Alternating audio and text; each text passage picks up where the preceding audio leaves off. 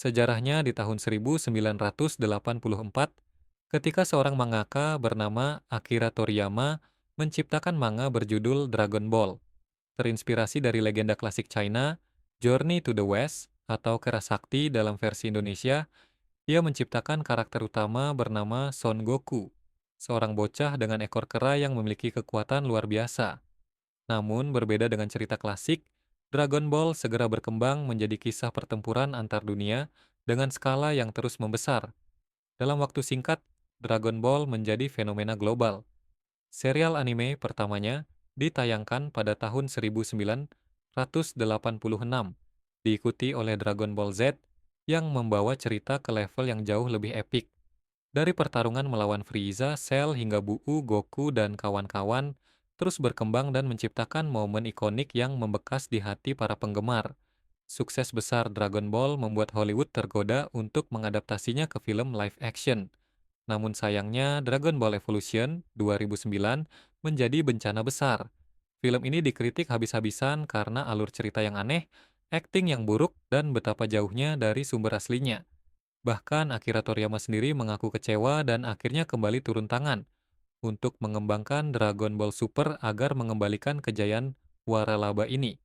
Namun Dragon Ball bangkit kembali dengan film Dragon Ball Z Battle of Gods tahun 2013 dan Dragon Ball Super Broly tahun 2018 yang sukses besar di box office. Pada Maret 2024, dunia berduka dikejutkan oleh kabar meninggalnya Akira Toriyama di usia 68 tahun akibat penyakit akut. Berita ini mengguncang komunitas anime dan manga. Banyak penggemar yang mengungkapkan duka mereka, bahkan di luar Jepang, dari Amerika hingga Eropa dan Amerika Latin. Dragon Ball bukan sekadar cerita, ini adalah bagian dari masa kecil jutaan orang di seluruh dunia. Dalam duka, kita semua dikejutkan sebuah teori gila. Pernahkah kamu mendengar teori bahwa kartel narkoba di Meksiko punya hubungan dengan Dragon Ball? Beberapa sumber menyebutkan bahwa di awal 2000-an banyak anggota kartel besar seperti Sinaloa dan Zetas yang menggunakan nama karakter Dragon Ball sebagai kode operasi mereka. Contohnya, seorang pengedar kelas kakap dijuluki El Goku karena kekuatannya dalam organisasi. Seorang algojo dari kartel Zetas disebut El Vegeta karena kepribadiannya yang dingin dan sadis. Bahkan ada laporan bahwa kartel menggunakan istilah Dragon Ball sebagai sandi untuk transaksi narkoba dalam jumlah besar.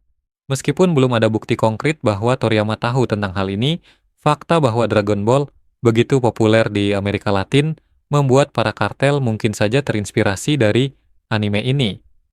Terlepas dari semua misteri dan konspirasi, satu hal yang pasti, Dragon Ball akan terus hidup di hati para penggemarnya. Goku, Vegeta, dan para Z Fighters telah menjadi ikon yang tak tergantikan. Meskipun Akira Toriyama telah tiada, karyanya akan terus menginspirasi generasi mendatang. Jadi, apa momen favorit kalian dari Dragon Ball?